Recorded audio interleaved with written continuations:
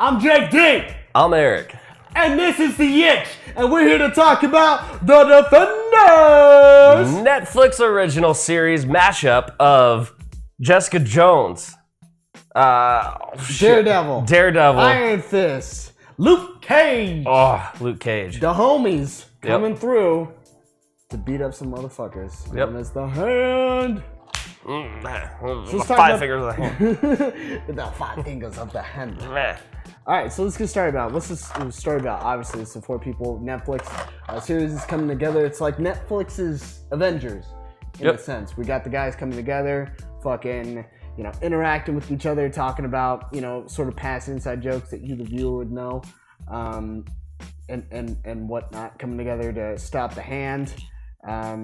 Let's start off with just sort of like, I guess you could say sort of the pace of it. It's only 8 episodes long. Kind of sucks just because you're like, man, I wish I had more.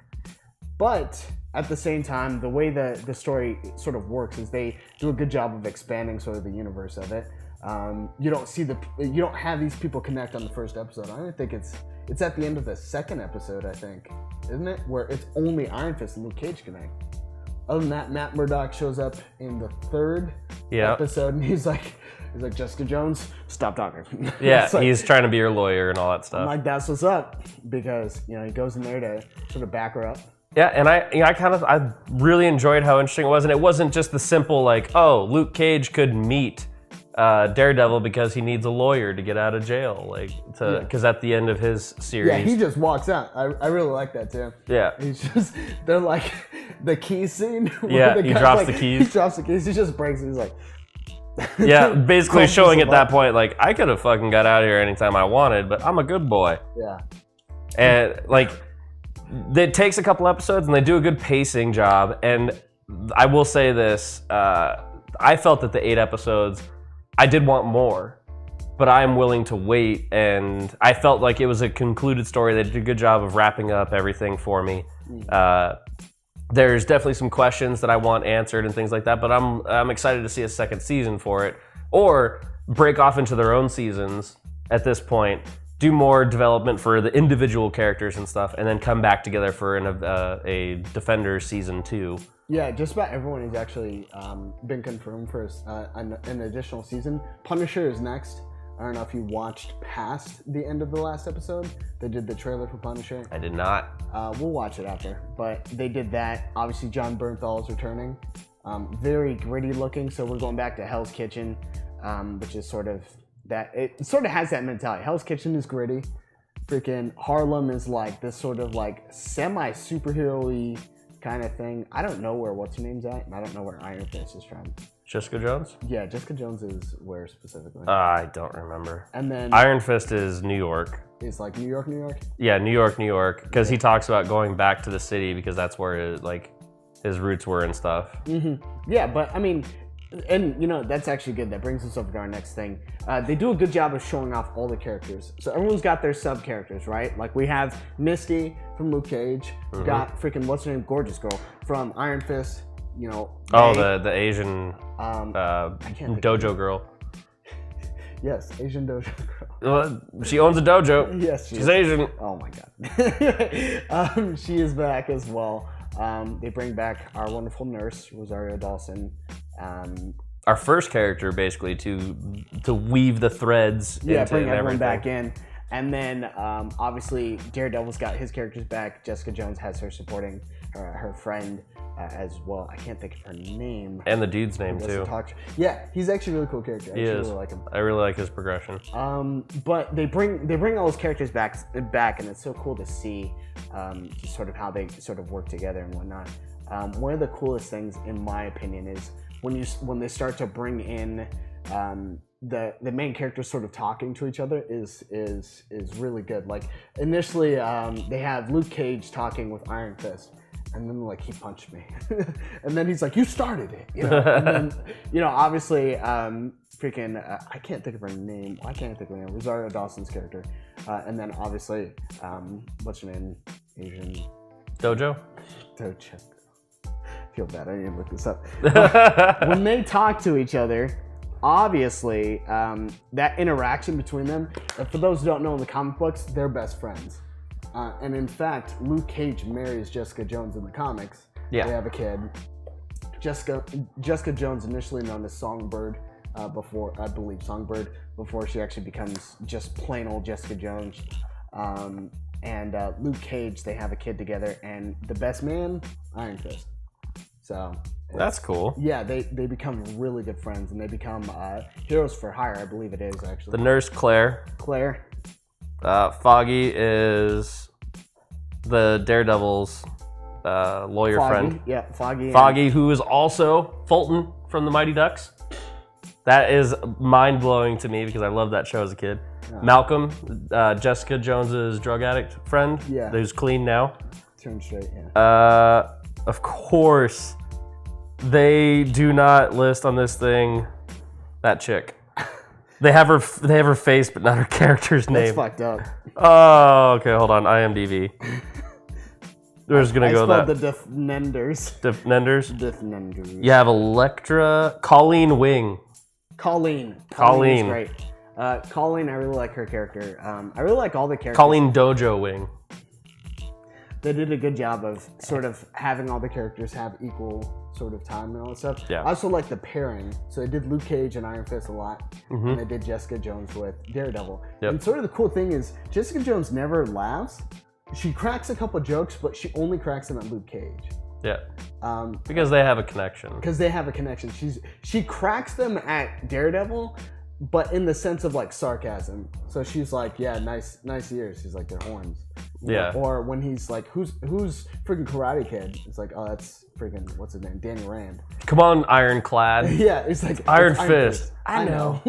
Yeah, like all that stuff. They do a good job of showing that shit off, and like the only one that she's really, I guess you could say, comfortable with is at that point Luke Cage, and sort of at the end only Luke Cage. Yeah. But like sort of that dynamic, even the how they do it, they have Luke Cage and Iron Fist be like sort of start to bond a little bit. Some people say it's forced. I'm just kind of like, I really don't care. I like that aspect of it. Nice ears. They're horns. I can see you've formed a kind of bond. One of the cool things that actually happens is sort of the dynamic between Luke Cage and Iron Fist is reminds me of my friends and my friendships. Sort of how they start and they come off. Maybe you guys start off as like enemies.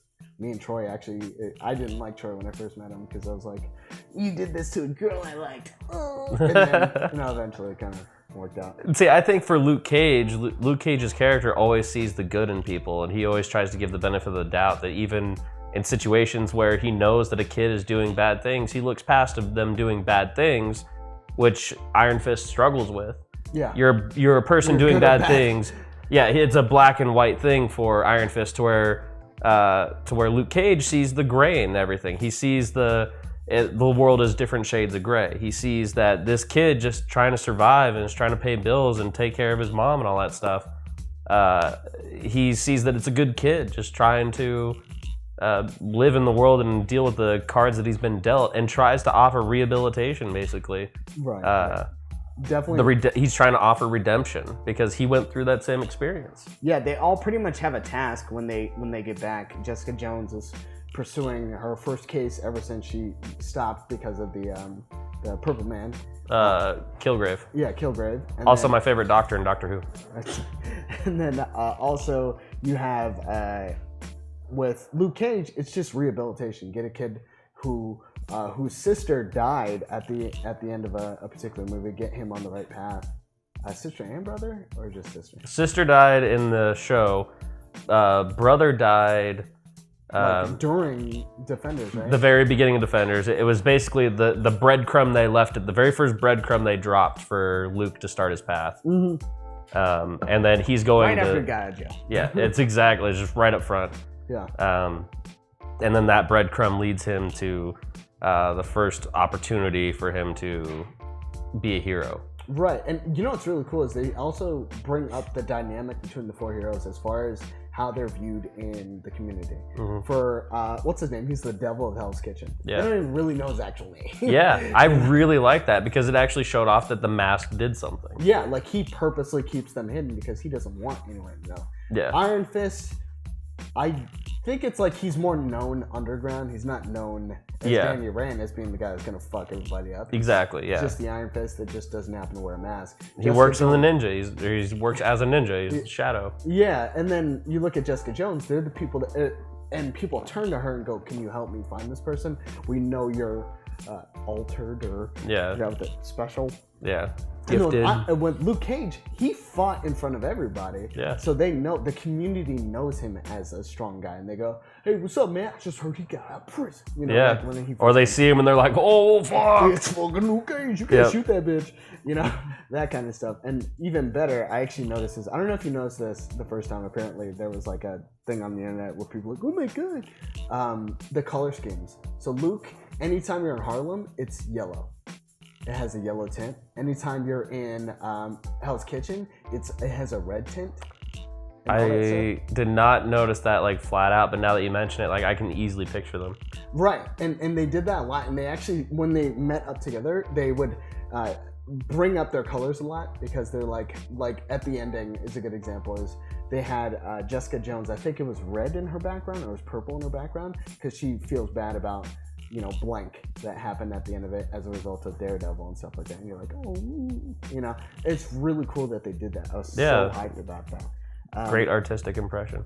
Exactly, and I really like how what they did with that. As far as the expression, As far as the actors themselves, I like them. I think, honestly speaking, I think they did a better job of personifying Iron Fist. Everyone's always worried about Iron Fist. Because you're like, man, dude, he could not do that well in his own series. Okay. So this steps into disappointment and excitement for me. Okay. As far as their individual series go, Jessica Jones, by far, favorite one. Really? I thought her series, I thought it was the best one of all the four. I like Daredevil. That's my boy. Daredevil's my least favorite. What the sorry. fuck? No, sorry. Iron Fist, least favorite. You gotta be on fucking drugs, man. Iron Fist, Luke Cage is my second favorite. Mm-hmm. And then Daredevil, then Iron Fist. It flipped in this movie, which characters. So their overall series, I was like, meh, come this show. Mm-hmm. Danny Rand popped up high up in there. For me, I was really enjoying his character in Defenders. Yeah. It really stood out to me. Like, he did a great job of playing his role and his part in the whole thing. The tropes and everything that he was going through in the first series weren't there in this one. Like, all the negative ones, where he was a whiny kid and he just had just this playground gumdrop rainbow ideal of the world. Yeah. It's a lot less. It is part of his character still because he grew up in a monastery, black and white, good versus evil thing. It is still there, but it's not as catered to and just laid out and just easy. Like, they just dropped gumdrops of it in his show, just like gumdrop, huge gumdrop, and he would just act like a 5-year-old kid all of a sudden.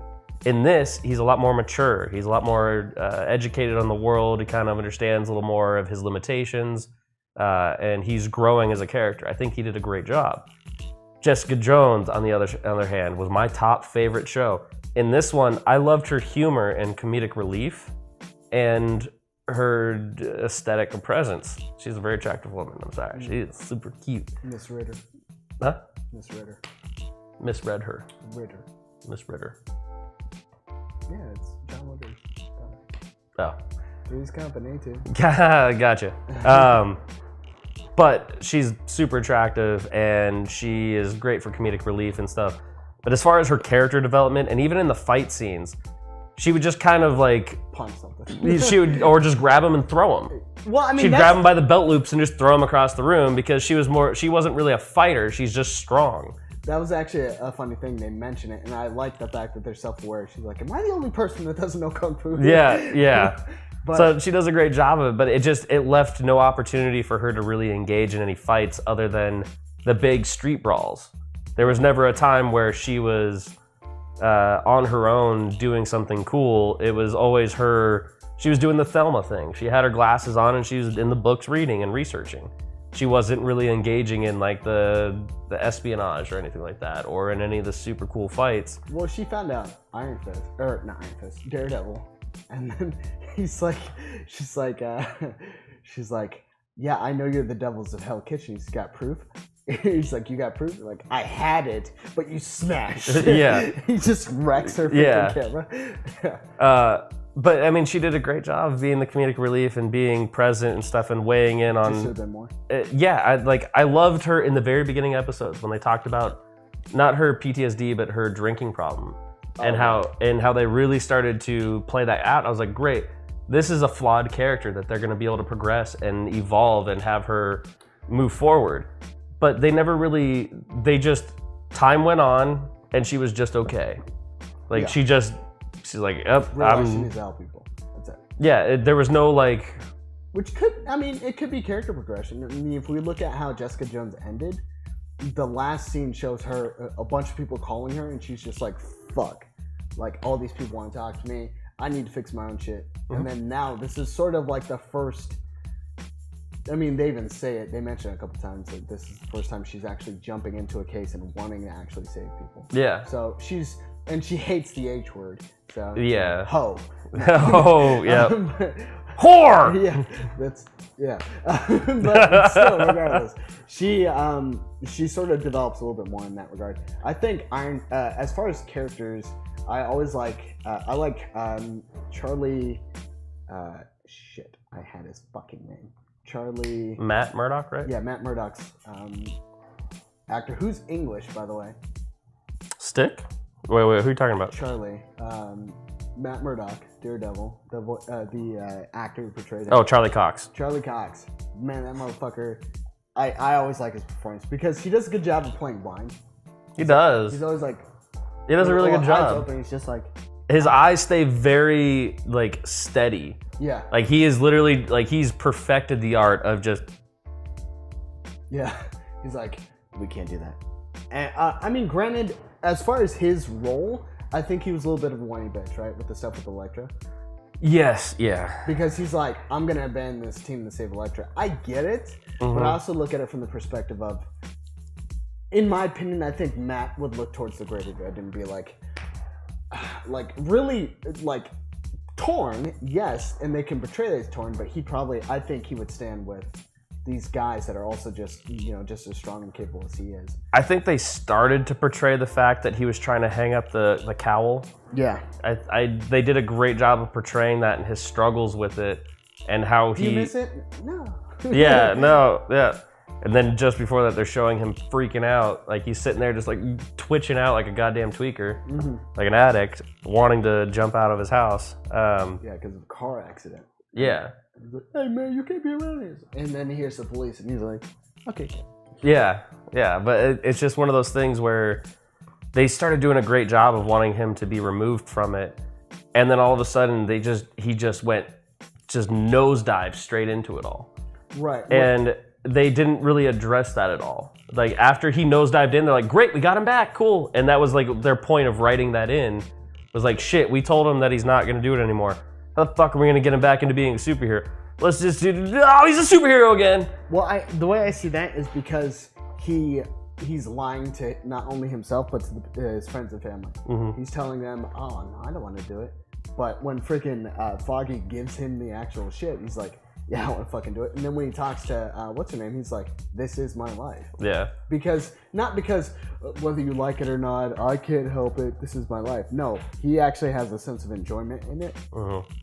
And he does, that's something that makes his life feel whole. So I think it's more of, he was accepting that he was lying to his friends kind of thing. I think he was that type of person that... I wish they would have gone into more of that and given that more airtime, because I think that's, as far as his character development and what he could be doing in the series, besides just chasing Elektra. Kingpin is a good villain. So. Yeah, like we got time. Yeah, I'm excited for for each individual characters, but as far as the Defenders itself, I don't feel that they did a great job with Matt Murdock. Sorry, I don't think that they did a great job with Matt Murdock or Jessica Jones in this. I think Luke Cage is consistently, from his series to this series, he is consistently great. Yeah, he's grounded. Yes. Yeah, because he's like, I'm the immortal Iron Fist. What? He's like, I used my chi. What? Like every one of those times, but like as it sort of progresses, like one of the things that's actually kind of interesting is, I disagree about Matt Murdock. And the reason why I say that is because Matt provides levels of, what is it? What's the word? He provides some comedy sometimes where he's like, I'm glad I met you guys. I'm not hugging you. And he's just like, he's like, that's not the fucking point. You know? Yeah. Like he's honestly met people that have this essentially the same addiction that he does, which is, you know, doing what's right and saving people and stuff like that, which is a cool, interesting addiction to have. From the perspective of being someone who is capable of doing something about it. So obviously he wants to help people and stuff like that. And that's why initially with like Stick and all that stuff, like they portrayed him as more of as the leader. Like he's the leader of the Avengers because he's like, well, he has his head on straight. And as far as all the characters, like if we look at Iron Fist comes off as still a kid. Like if you remember the scene where he's talking with, he's like, they're like, what'd you do to the man who owns the Chinese restaurant? And they go, what'd you do? And he's like, I just gave him my black card and offered to pay like 6 months rent. He's actually laughing. He's like, it's no big deal. He's like, I'm not, I'm Danny.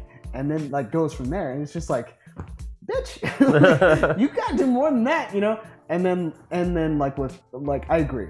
Luke Cage is my second favorite character in Defenders. Like I really like how they did him. Jessica Jones my least because I think they sort of depowered her. Yes. Yeah. But with Luke Cage, like Luke is a voice of reason. He's like, why the fuck would we do that kind of thing? And I love when he stonewalls just more in the sense of just his ability, but his personality. Now, granted, there's some inconsistencies here. If you look at the first fight with Danny, when he's fighting Danny, he's like, and nothing's happening. And then you jump to the part where the gentleman who, the Japanese hand guy, is fighting him in Underground, and he's like hitting him once or twice. He's like, I'm like, wait, hold on. Yeah. Hold the fuck up. So you're telling me that this guy's punches are as strong as the Mortal Fist? Stronger than the bullets that these motherfuckers are shooting at this guy. Yeah. Okay. I'm a little confused. But at the same time, I like his character. He stonewalls from a logical perspective as well, which is legit. And then my favorite character is Daredevil, just because I like the way the actor portrays him, but I also like how with him and Karen and Foggy, he's like, guys, I'm into this shit. Like, I'm a freak. Yeah. Y'all gotta like me. And they're pretty much very apprehensive. Like, honestly speaking, I don't think they look at it from a positive perspective because they're like, you could die, but like he's helping so many people. And yes, he has had plenty of situations where he's come back battered and all that stuff and whatnot, but like, Claire's nursed him back, he's just rested or whatever the case is.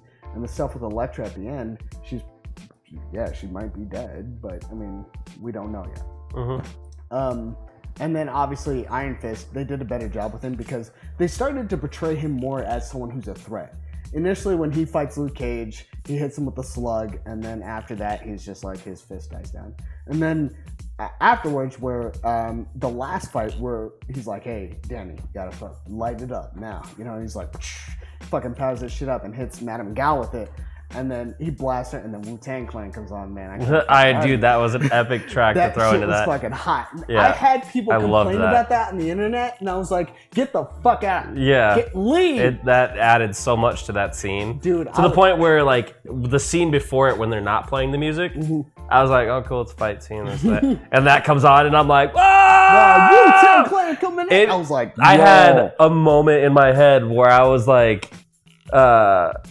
singing the Vanilla Ice turtle song, Ninja Turtles. I don't know. There was a moment where it clicked in my head and it faded off. It wasn't a big thought. But in my head, the rapping ninja fighting thing popped in my head. Yeah, dude, that shit was so legit. And I was just like watching. I was like, yo, that's what's up. Because honestly speaking, that was a Luke Cage thing. But the Defenders as a whole are these street level heroes that are willing to protect the streets to stop these motherfuckers from doing some dumb shit. And that was cool because when he does it and he punches, he knocks everybody down. And it's like, it used to be just he'd punch one guy. Now he's like, he looks at it, he's like, what the fuck? Damn, I'm leveling up, And then like from there, it's just like, it's everyone's different like solo things where you start to see and it was a little too late when it came to Jessica Jones because she started to level some guys and then she kicked this one dude like really fucking hard. I was like, That's what I want to see. I want to see more of that where she's just wrecking some dude. Yeah. And then like with Luke Cage isn't about finesse. Fucking he gets hit, he gets pissed, picks you up and chucks you through freaking wood, and he's like, fuck you. Yeah, exactly. His fighting style fits him very well. Right, and I think the coolest scene was Daredevil doesn't get touched at that scene at all. Like, he's fucking everybody. I watched the scene a couple times. Because I love the song. But he's fucked up all kinds of people in that scene. And then Iron Fist is getting hit, and he's like punching people, and he's like, he's not refined yet. But Daredevil's been training for so long that when Iron Fist gets kicked, and then this guy gets ready to jump on Iron Fist, and Daredevil comes out of nowhere and just fucking charges him down. I'm like, that's what's up. That's the shit I like. They're bouncing off each other. I can appreciate that. And I don't know. That really made me go like, okay, all right, you guys did a good job. I appreciate it. That was one of the things I will comment on is that Danny Rand in his fight scenes started doing a lot better. Mm-hmm. Where I think now he's more battle experienced, to where I think he was trained, but he never actually had actual combat experience to where Daredevil did. Daredevil's had tons of combat experience. A ton. He's been on the front lines forever. Every other day, yeah. Yeah. To where Danny Rand in the Iron Fist series, every fight he got his ass kicked and then would win at the end. Yeah. Or run away or something. Right. But every fight and every person, some sushi chef beat the shit out of him in his series. Like some random street thug beat the crap out of him in the back of a truck when he was trying to save a scientist. Yeah. Just fucking some random dude. Yeah. It's like, oh, you've been training for how long? In what city? Magical city? With your what? Chi? Magic? Okay. And you're getting beat up by a street thug. Cool. Now, going forward into Defenders, you don't see that. The Joe Schmoes are not destroying him anymore. He's actually aware and actually attacking and being mindful and a little bit tactical, but not. They don't focus too much on that in the series. But you watch Matt Murdock or Daredevil move around, and that's what you start seeing. You start seeing the strategy and combat going along. You start seeing the evolution of some of the things. Now, I want to do we've been talking a lot of pros about this. Yeah. What is your, I'd say, number one con or bad thing that just like you ignored so hard because you're like, nope, I love this thing. I'm not going to see that. Two things, because they're tied. One, I do wish it was longer, in my opinion. 8 episodes, I get it. There's you got Sigourney Weaver on there, villains, and all that stuff. And honestly speaking, 3 technically. The villains weren't as strong. I like Sigourney Weaver's performance. I think she was great because she made. You gotta understand, you're coming from Daredevil and Iron Fist, where Madame Gal was a threat. Yeah. And then she's like, yeah, I'll listen to you. Yeah, sure. To Sigourney Weaver. Goes, damn, this chick is crazy. Yeah. But I mean, obviously at the end, but with sort of regards to the characters, I'm like, not every villain felt as powerful. The Japanese guy felt strong because he had that weird sadistic nature. Yes. It's like the hunt is what it's all about, and he's like skinning someone. They all almost kill you. Yeah, and you're like, whoa, like this guy's nuts. You Yeah. know? And then like Sigourney Weaver is just so calm. I gotta say that, like, she fucked me when she's like, baka. I was like, shut the fuck up. Yeah, that's like the only word she said, isn't it? Yeah. Well, I mean, she said a couple of Japanese words, but Still, it was like 1 of 5. she's just like baka, and I was like, you can at least add some form of an accent on it. Like, Yeah. Come on, girl. And Baka. Baka. You're a baka. You're a baka. And I was just like, you lost me. But I mean, the runtime, I wish it was a little bit longer. And then the pacing towards the end was just a little bit, it slowed Accelerated. up a little bit. Well, I mean, at the beginning it was great. It was Yeah. like, all right, cool. Yeah, it was great. Things going. And then at the end, as soon as like Stick is like, the whole incident with Stick and Iron Fist, I'm just like, okay. I just wish it sort of sped up a little bit. Yeah. So that's Oh, you wanted to go faster. I wanted to keep the pace at hand at the beginning. Keeping the pace. Okay. Yeah, and Yeah. you can feel the like the slowdown, and you go, okay, let's drive again. It's like being stop and go traffic. Yeah. You just hit a bump, or you hit a fucking wall, really. That was it. What's yours? Specifically, a main character that was in from the beginning of the show to the very This end is of the spoiler series. free. You can say whatever. Okay. The actress Simone Missick playing Misty Knight. Yeah. Her character is a great character. Her character does not understand what the fuck she's doing because she's yelling at Luke Cage for getting involved. But she involved him. But she's the one who involved him and forced him into this. Like she knew he had a bleeding heart. Yeah. And she goes, "Oh, look at this! Isn't this a sad situation? It's the day you got out. Like you just got out of prison. You just look at this kid that just died. Do you remember that girl that you were trying to save before? Well, you failed, and you failed, and then her brother died, and now her little brother is gonna die unless someone does something." So anyone can do something. He's on a down patch. You better, a downward patch. You better help him out. Yeah, and she's like, I found a criminal organization. Stop! Yeah, it's like, go save this guy, and like it just keeps pushing him and pushing him and pushing him, and she's defending them, and like, yep, this is totally helping us. This is all for us. This is all for us. The moment that she got her arm chopped off, I smiled. Why? Because I was mad at her for being this floodgate. She opened the floodgate and threw Luke Cage him a couple times though. She threw Luke Cage into this shit, and she was happy to get him involved because she was like, "Fuck, we're gonna get some shit done. I'm gonna leverage this guy. I'm gonna manipulate this guy and get him to do what I need him to do so that I look good at my job." Well, it's not the worst thing in the world. She just wants him to, and technically Luke is responsible for that. Right. Of that girl dying, he is responsible. Right, and that's fine. I get that. I get her character, like wanting to get Luke involved because I would want to also. I have a superhuman shield that can't be destroyed.